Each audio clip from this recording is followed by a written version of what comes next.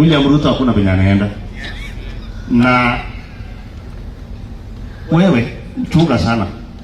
Naona macho imefura huko na pressure tayari. William Ruto akichaguliwa mara ya pili, afadhali uanze kutengeneza mashishi yako wewe mwenyewe kwa sababu mimi naona ukikufa. Anza kupanga kwa sababu mimi naona macho imefura tayari, unahangaika na mapressure mingi. Pressure ni nini Gachagua? Ulipewa ofisi ukashindwa. Kuanzia asubuhi mpaka jioni.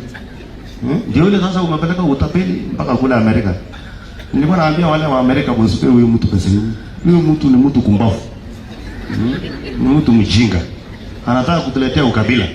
Anakuja hapa wasingishi watu wetu wa Kikuyu. Mimi nataka nitangaze nikiwa hapa. Kama wewe ni Mkikuyu na huko Rift Valley na huko Eldoret na huko Wasingishi, hapo ni kweli. Hiyo ujinga huyo mtu wa Munyoro, watu wetu wao ndio kupeleka wapi wa Kikuyu? Acha upuzi wewe.